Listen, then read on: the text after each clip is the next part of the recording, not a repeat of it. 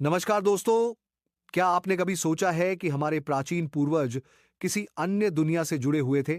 क्या सच में ब्रह्मांड के विभिन्न हिस्सों को जोड़ने वाले रहस्यमयी दरवाजे मौजूद हैं?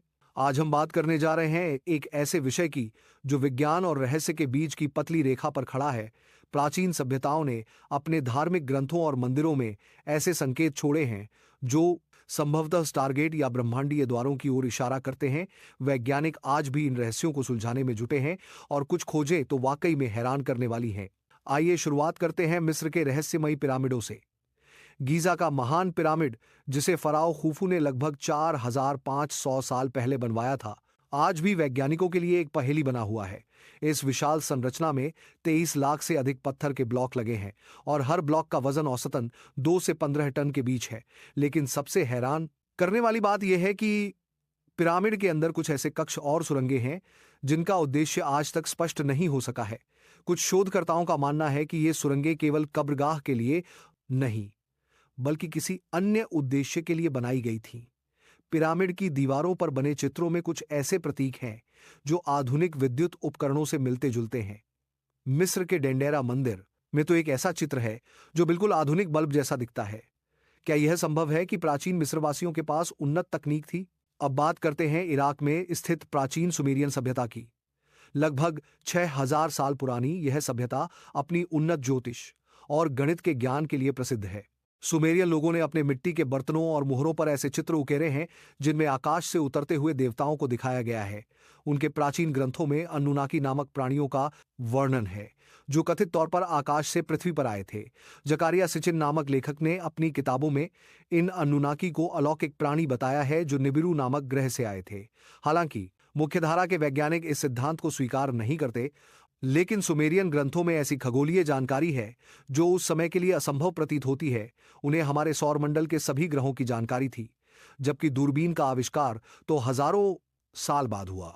भारत की प्राचीन संस्कृति में भी ऐसे अनगिनत संदर्भ मिलते हैं जो अंतरिक्ष यात्रा और विभिन्न लोकों के बारे में बताते हैं। महाभारत और रामायण जैसे महाकाव्यों में विमानों का विस्तृत वर्णन है। विमानिका शास्त्र नामक प्राचीन ग्रंथ में तो विभिन्न प्रकार के विमानों की बनावट और उड़ान तकनीक के बारे में विस्तार से बताया गया है। इन ग्रंथों में बताया गया है कि कैसे ये विमान न केवल पृथ्वी पर बल्कि अन्य लोकों में भी यात्रा कर सकते थे। स्वर्ग, पाताल और मृत्युलोक जैसे विभिन्न लोकों का उल्लेख है जो संभवतः विभिन्न आयामों या ग्रहों की ओर संकेत करते हैं। महाभारत में जब अर्जुन देवलोक जाते हैं तो वहां की समय गणना पृथ्वी से अलग बताई गई है, जो आइंस्टीन के सापेक्षता सिद्धांत से मेल खाती है। पेरू में स्थित नाज़का रेखाएं एक और रहस्यमयी खोज हैं जो 2000 साल से भी पुरानी है। ये विशाल चित्र और रेखाएं जमीन पर इतनी बड़ी बनाई गई हैं कि इन्हें केवल आकाश से ही पूर्ण रूप से देखा जा सकता है। यहाँ बंदर, मकड़ी, चिड़िया और अन्य आकृतियां सैकड़ों मीटर लंबी हैं। सवाल यह है कि बिना आधुनिक उड़ान तकनीक के प्राचीन लोगों ने इन्हें इतनी सटीकता से कैसे बनाया। कुछ शोधकर्ताओं का मानना है कि ये रेखाएं अंतरिक्ष यान के उतरने के लिए संकेत या रनवे हो सकती हैं। स्विस लेखक एरिक वॉन डेनिकन ने अपनी प्रसिद्ध किताब चैरियट्स ऑफ गॉड्स में इन केस की एरिक डॉड रेखाओं को प्राचीन अंतरिक्ष यात्रियों से जोड़ा है। अब आते हैं आधुनिक विज्ञान की सबसे रोमांचक अवधारणा वर्महोल पर। अल्बर्ट आइंस्टीन और नाथन रोजिन ने 1935 में वर्महोल का सिद्धांत प्रस्तुत किया था, जिसे आइंस्टीन रोजेन ब्रिज भी कहा जाता है। यह एक सैद्धांतिक सुरंग है जो अंतरिक्ष काल में दो बिंदुओं को जोड़ सकती है। सरल शब्दों में कहें तो यह ब्रह्मांड में एक शॉर्टकट रास्ता है जो हजारों प्रकाश वर्ष की दूरी को कुछ ही क्षणों में पार करने की अनुमति दे सकता है। हालांकि अभी तक किसी वर्महोल का प्रत्यक्ष प्रमाण नहीं मिला है, लेकिन गणितीय रूप से यह संभव है। नासा और अन्य अंतरिक्ष एजेंसियां इस दिशा में शोध कर रही हैं। कुछ वैज्ञानिकों का मानना है कि यदि वर्महोल मौजूद हैं तो उन्हें खोलने और स्थिर रखने के लिए नकारात्मक ऊर्जा या एक्सोटिक मैटर की आवश्यकता होगी। ब्रिटिश भौतिक विज्ञानी स्टीफन हॉकिंग ने अपने जीवन काल में वर्महोल और समय यात्रा पर व्यापक शोध किया। उन्होंने बताया कि सैद्धांतिक रूप से वर्महोल का उपयोग न केवल अंतरिक्ष में बल्कि समय में भी यात्रा के लिए किया जा सकता है। हालांकि उन्होंने यह भी चेतावनी दी थी कि इस तरह की यात्रा कई जटिलताओं और विरोधाभासों को जन्म दे सकती है। कैलिफोर्निया इंस्टीट्यूट ऑफ टेक्नोलॉजी के प्रोफेसर किप थॉर्न ने वर्महोल को वैज्ञानिक रूप से व्यवहार्य बनाने के लिए कई सिद्धांत प्रस्तुत किए हैं।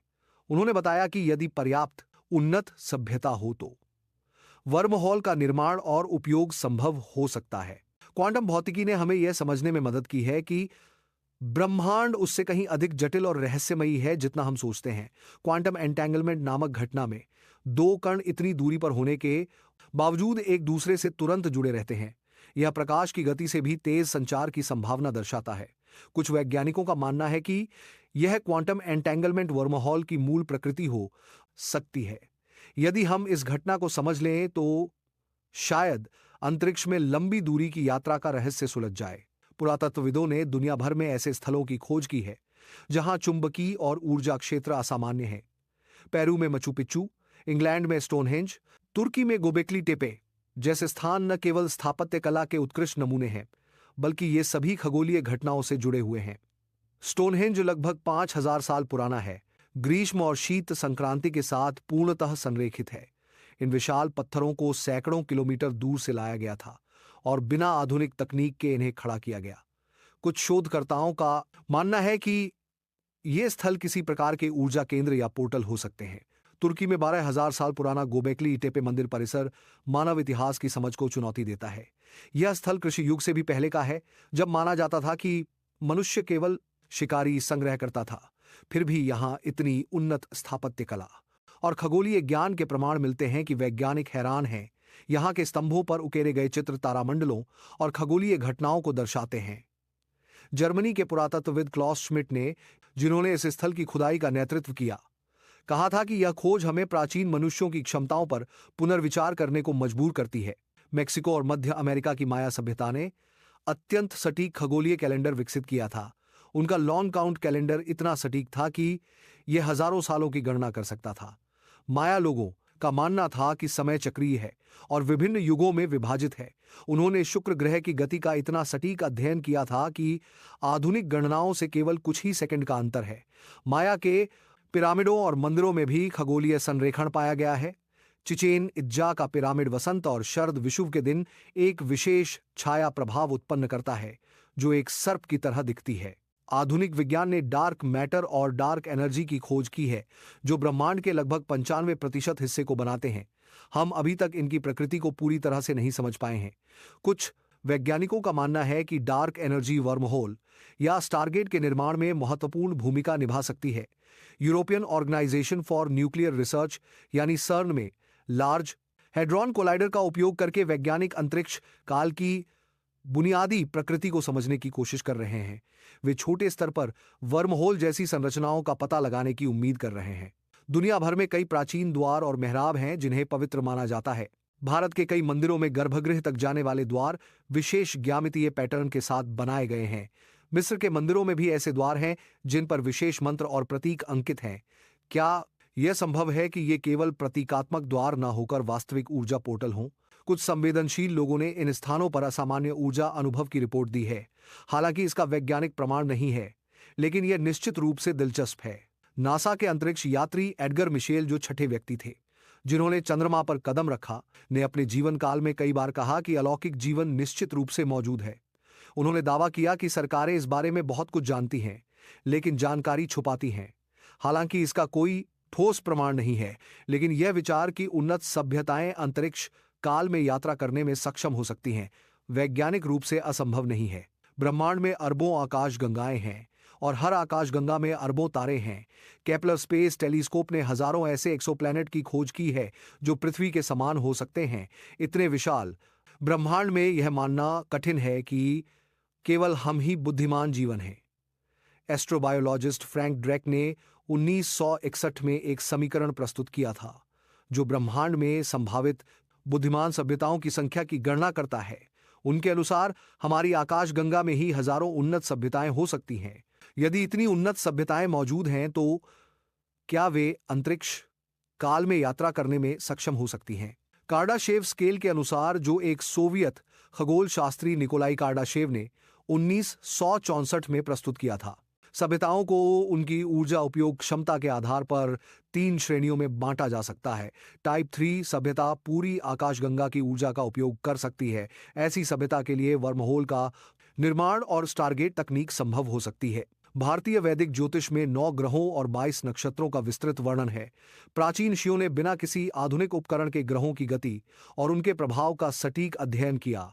सूर्य सिद्धांत, जो लगभग 5000 साल पुराना खगोल शास्त्र का ग्रंथ है, में पृथ्वी की परिधि, सूर्य से दूरी और अन्य खगोलीय गणनाएं आश्चर्यजनक रूप से सटीक हैं। ये ज्ञान कहां से आया? क्या ये केवल अवलोकन का परिणाम था या कुछ और था? तो दोस्तों, क्या प्राचीन स्टारगेट वास्तव में मौजूद थे? क्या हमारे पूर्वज किसी उन्नत सभ्यता से संपर्क में थे, या यह सब केवल मिथक और कल्पना है? सच्चाई शायद इन दोनों के बीच में कहीं हो। विज्ञान लगातार नई खोजें कर रहा है और हर खोज हमें यह एहसास दिलाती है कि ब्रह्मांड अभी भी रहस्यों से भरा है। शायद एक दिन हम वर्महोल के रहस्य को सुलझा लें और सितारों के बीच यात्रा कर सकें। शायद हम उन प्राचीन संकेतों को समझ जाएं जो हमारे पूर्वजों ने छोड़े हैं। तब तक हम केवल कल्पना कर सकते हैं और खोज जारी रख सकते हैं। ब्रह्मांड विशाल है, रहस्यमयी है और असीम संभावनाओं से भरा है। हर प्राचीन संरचना, हर पुराना ग्रंथ हमें कुछ न कुछ सिखाता है। विज्ञान और प्राचीन ज्ञान का संगम ही शायद हमें अंतिम सत्य तक ले जा सकता है। तो दोस्तों, आपको यह वीडियो कैसा लगा? क्या आप मानते हैं कि प्राचीन स्टारगेट संभव है? अपने विचार कमेंट में जरूर बताएं। वीडियो को लाइक करें, चैनल को सब्सक्राइब करें और घंटी के बटन को दबाना न भूलें। मिलते हैं अगली वीडियो में, तब तक के लिए धन्यवाद।